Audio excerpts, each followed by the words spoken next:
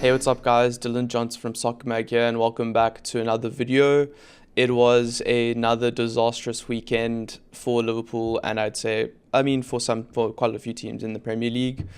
We're going to be doing a preview for Match Week 31 and also chat about a few things that have happened. As of the time of filming, not all the Champions League games have been played. Liverpool still have to play Galatasaray and Spurs still have to play Atletico Madrid. But if we're honest, it's not looking good for both of those teams. Spurs are probably out, and Liverpool are going to have to change things dramatically if they want to beat Galatasaray at Anfield, which is such a weird thing to say. But yeah, let's get straight into it. First game of this weekend, we have Man United versus Bournemouth on Friday, and Man United just keep ticking the wins through. A great win against Aston Villa, 3-1. Scoreline probably a bit, heavy if you look at the stats, but yeah, Man United are well and truly locking down third place. Villa, Chelsea and Liverpool do not want it. They are all in terrible form at the moment, and every opportunity, these teams are giving each other opportunities to go ahead every week it seems, and none of them are taking it. So yeah, United, they're there. They're going to finish third, I think it looks like. They're doing really well. I think everything's not necessarily going in their favour in a bad way, but they're in good form. The teams around them are dropping points, and they're 7 points behind City, so realistically they're not going to finish second. But to be honest, with the form City are in as well, who knows? They're getting clapped every week. I mean, not clapped every week, but drawing games and then losing. Man United versus Bournemouth at Bournemouth. Obviously, I think I've said multiple times this season, Bournemouth is a tough game. They have been doing well this season. I think they're on a bit of a slow run, though. I think they've drawn 4 games in a row. But yeah, it's not going to be easy for United. Obviously, ideally, I do not want United to win this game. I can see a draw happening, but with the form that United are in, with how Bruno's playing, with how Casemiro's playing, how the forwards up front are, how solid the defense is looking, I could see United sneaking a draw here. I don't think it's going to be a blowout, maybe a 1-goal margin, 1-0, 2-1. But I see them edging Bournemouth, even though I do think it's going to require quite a good performance to beat them. Then we have Brighton versus Liverpool, and I'll probably be talking the most about this because Liverpool have a lot to talk about. The first game against Galatasaray was just absolutely terrible. Just completely outplayed, overpowered, outrun. First couple minutes looked good and then just descended into absolute trash. Going forward, Liverpool are struggling. I know Wirtz didn't really play. He was his first game back from injury against Galatasaray, but he should have buried that first chance. And then defensively, it feels like we are back 3-4 months ago where every shot an opponent takes goes in. Goalkeepers having to make outrageous saves, set pieces terrible, in possession just so sloppy. And I could be talking about the Spurs game as well. It just feels like the trend is continuing across matches since Wolves in the Premier League. It's just the same thing where Liverpool have control. All the metrics show Liverpool have control. They're having shots. They have more possession. They're completing more passes. But there is no real control because at any moment they can concede a goal. And as soon as that tilts in the opposition's favour, they crumble completely. Against Spurs, that was just absolutely shocking. That was worse than Galatasaray because you go 1-0 up at Anfield and Liverpool just cannot defend anything. They cannot defend a lead. They're making average players look good. Just defensively, the individual errors, just the lack of composure, the panic sets in, and you're giving the other team confidence. I think Spurs, after they were 1-0 down and they were like, they have nothing to lose. But that last half an hour from Liverpool was just terrible. I think they had more shots on target than Liverpool. They had more corners. I think the only things Liverpool really beat them in were the total shots and then possession, maybe, and passes completed. But Liverpool just completely, again, midfield, absolutely nowhere. Gravenberch and McAllister losing duels, second balls, nowhere to be found. Up front, the press, it's not even a press. It's the front three standing there and looking like they're putting in effort, but the amount of time they had to play out from the back, there is no press. It's just completely disconnected between the forward line and the midfield. And then defensively, it doesn't matter how many players we get behind the ball because teams still find a way to score. There is just, such a lack of, it almost effort, it feels like.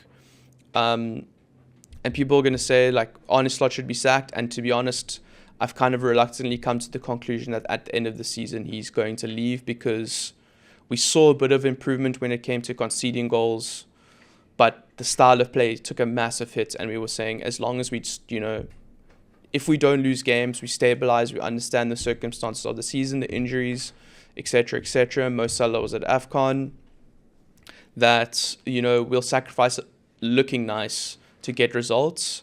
And now it is looking terrible. It's completely boring.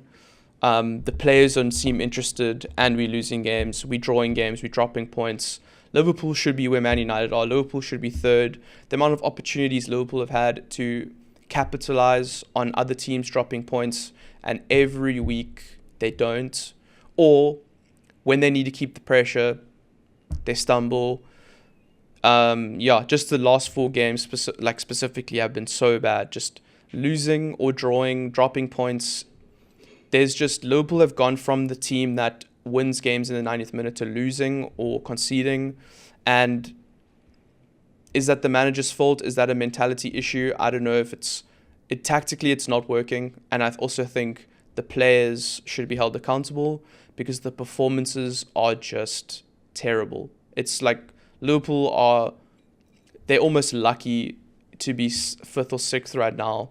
They're lucky that they got off to a good start and won those 6 games straight away, because since then, I think if we look at the table, Liverpool won their first 6 games.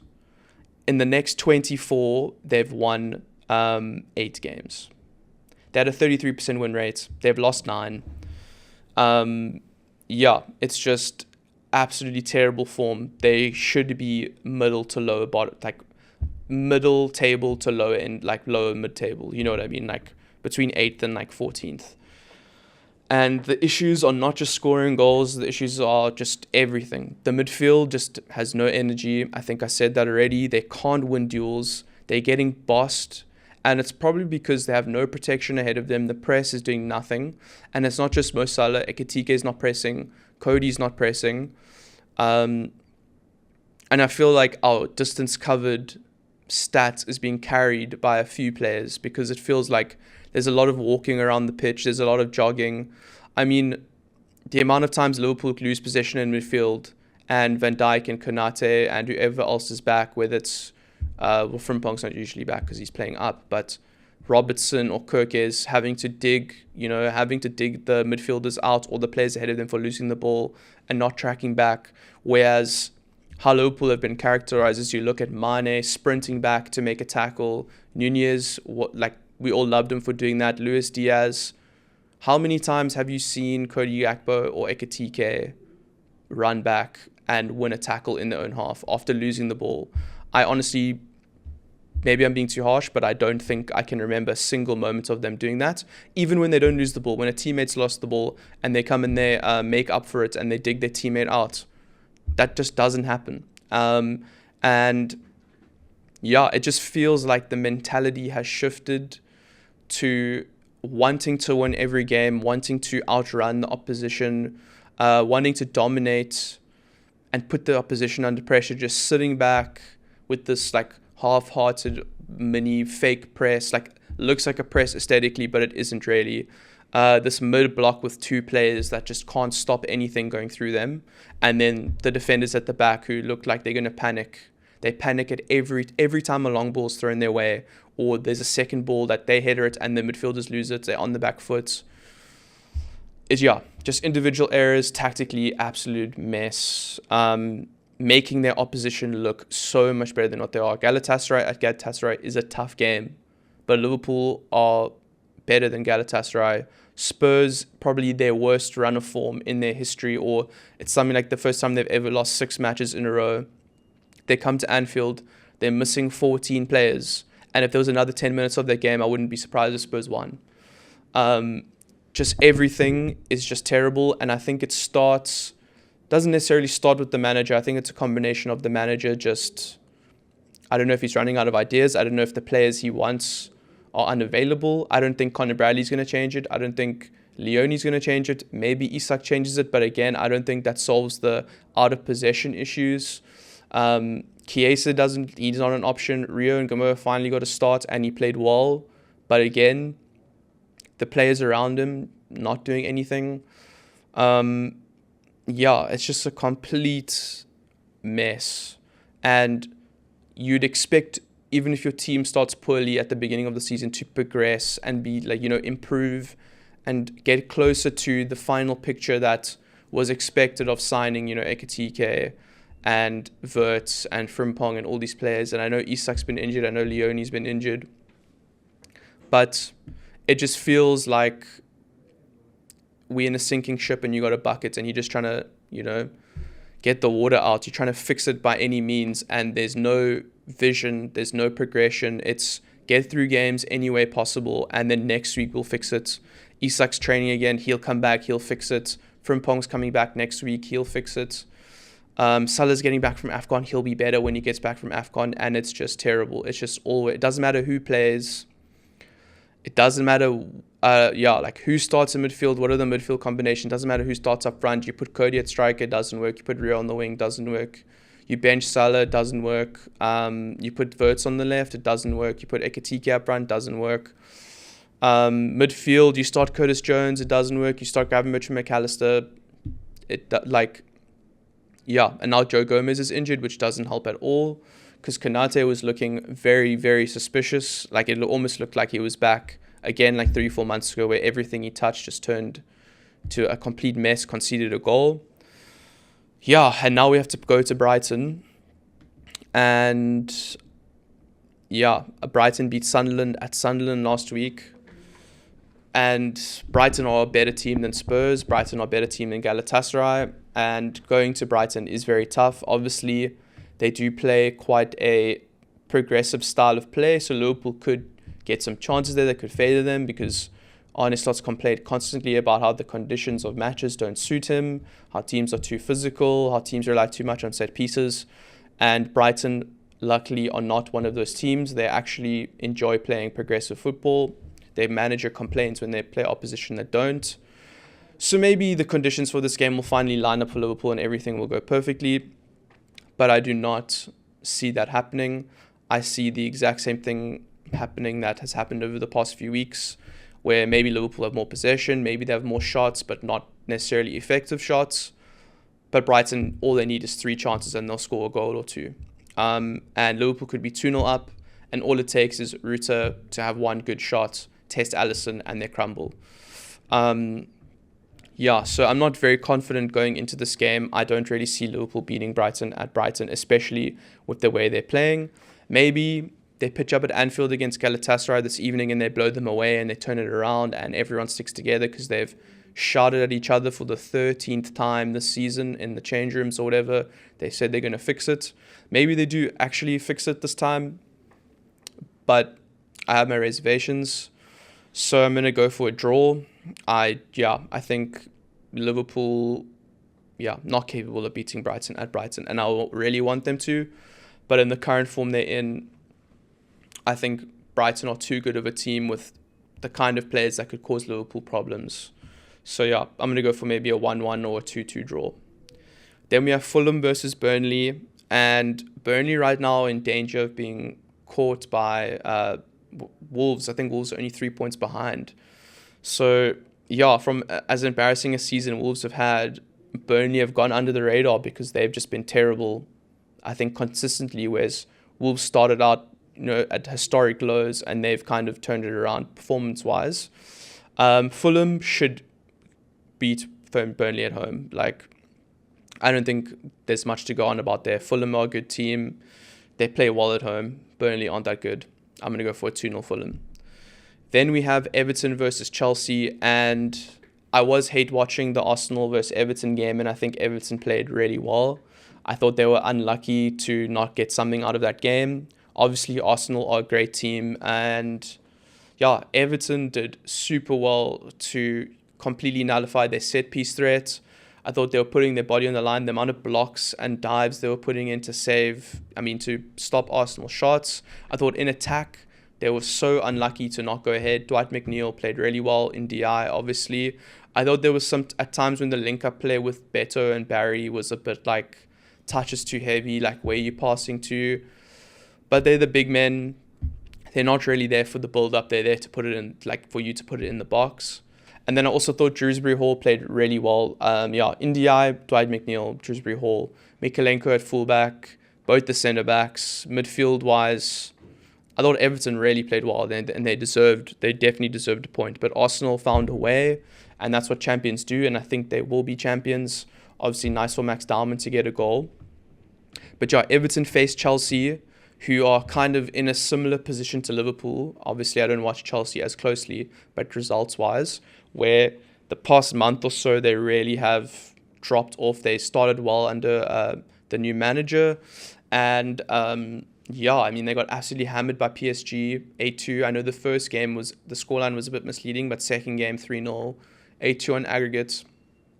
And then the results, like if we look at their last 5 games, they've won once, they've lost twice, and they've drawn twice. Like Chelsea are also in a slump, and they're also going to need to win this game because, like I mentioned at the start of the video, Chelsea, Liverpool, and Villa, those from 4th to 6th is there for the taking, and Brentford is slowly there. Everton is near there. Like if Everton win this game, they're 2 points off Chelsea. They're 2 points.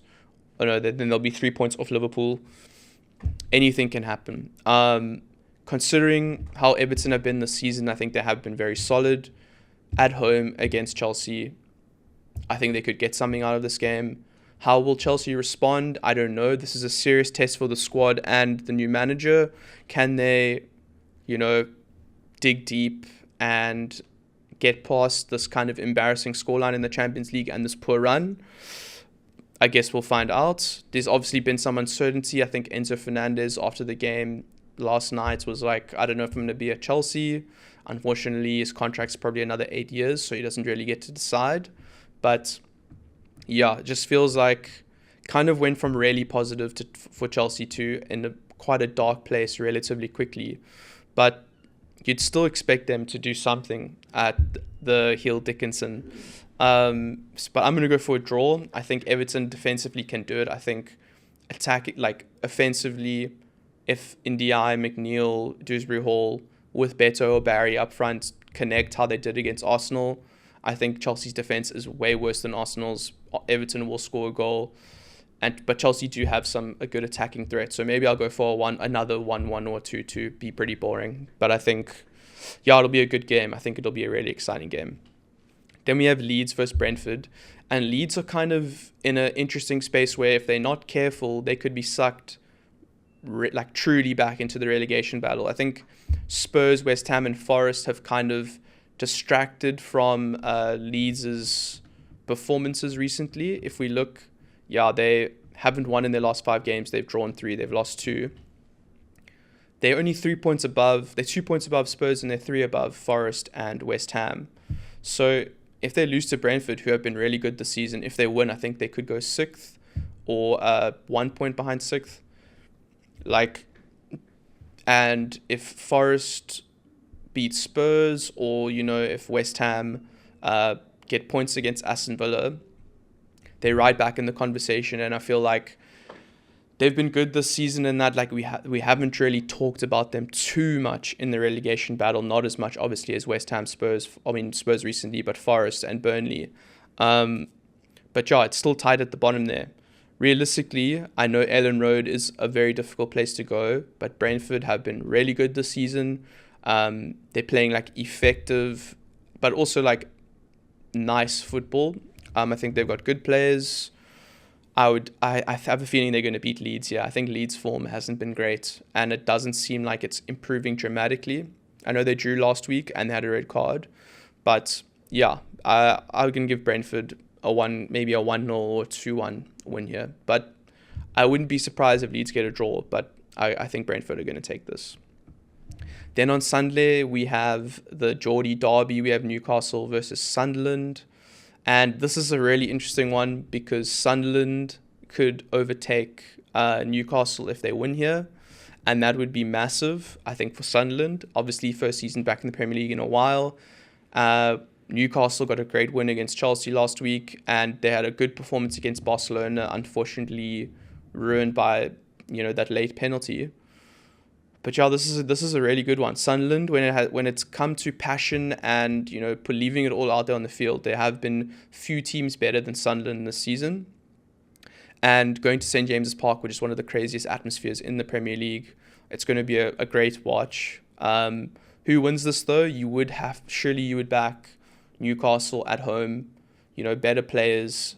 Maybe they're fatigued from their match against Barcelona that I think is tonight. Yeah, but it's going to be a cracker. Sunderland. Imagine Sunderland finish ahead of Newcastle. I'm sure there would be a lot to talk about.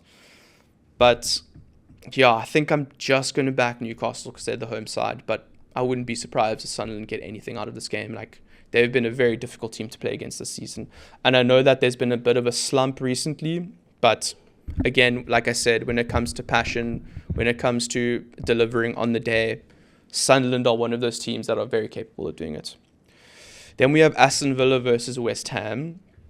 And yeah, Villa in a bit of a rut. I think they've lost 3 in a row. I don't think they've won in their past 5 games as well. West Ham, on the other hand, I know it's been a bit patchy, but it has improved. They're actually winning games now. They're not losing all the time. They're showing progress on the pitch. And I mean, they drew against City, which is a massive result. That pretty much just completely ruled City out of winning the title. And going to Villa Park, I would say maybe a couple months ago would have been impossible. But Villa are really wounded. They just seems like they can't win matches. And West Ham have that confidence about them now that they're we are going to stay up. They're going to pull it off. So maybe a draw here. I would like a draw so that Villa can keep sinking down the table for my own selfish purposes. But I think West Ham can definitely do something here. I'm going to go for a draw. I think obviously West Ham ideally would want to win. Villa need the win. But I think I'm going to settle on a draw. Then we have probably the most important match of the weekend. We have Spurs versus Forest. And basically, I mean, if Forest win this, they don't go above Leeds, but they go above Spurs. And then Spurs drop, I think, to 17th or 18th, depending on what happens with West Ham. So, this is a massive match. It is at Spurs, but to be honest, this season that hasn't really meant anything. Forest have also shown improvement, but again, it's still up and down. It's not necessarily getting over the line. The performances are better. They're scoring more goals, but they're not, getting those important wins. Spurs did show some mettle against Liverpool, but I don't know if that's Liverpool's ability to make terrible teams look good, or if that's really Spurs turning a corner. They had so many first-team players missing. I'm sure a couple will be back. I'm not sure if Romero and Paulinho will be back after their concussion. I'm not sure if Van de Ven's suspension's over. Maybe it is. But there will be massive additions to them. But again, Spurs are capable of anything. They could win this game comfortably, or they could get blown away 3-0. I'm going to go for a draw just because it's the safest option, and I really don't really care that honest about this game. I think it'll be important for the league table. But whoever wins, I don't really mind. Then to end off the weekend, we go away from the Premier League. We have the EFL Cup final, Arsenal versus Manchester City. Is this Arsenal's first step of the quadruple? I don't know. I hope not. But Man City at this point in time, it feels like they're back again, similar to what I've said for Liverpool, where they just could not win games. They're conceding stupid goals. They just can't get over the line. They go 1-0 up and they're never safe. You go 2-0 up, they're not safe. Just so uncharacteristic of what we've become used to from them. I mean, they got slapped up in the first leg against Real Madrid, and they lost at the Etihad last night. Obviously, they were down to 10 men. You just cannot trust them at all. The big name players that we have seen City rely upon to step in and solve the issues, like Rodri and Bernardo Silva and Haaland now. Like, I know Haaland scored against West Ham. No, I don't know. I know Haaland has been injured, but he has come back and he has been scoring.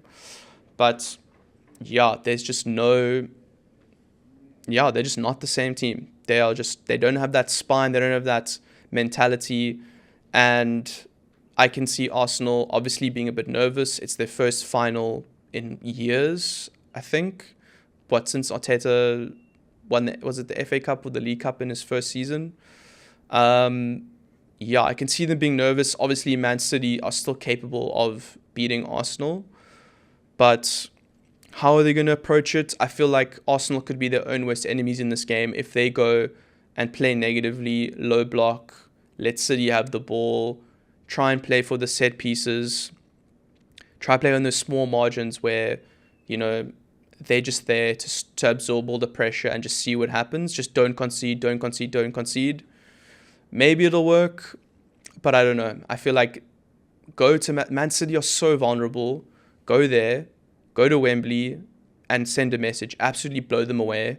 Because if they destroy Man City, I mean, I like I said, I already think they've won the title, but then they've won the title. I don't think City can recover.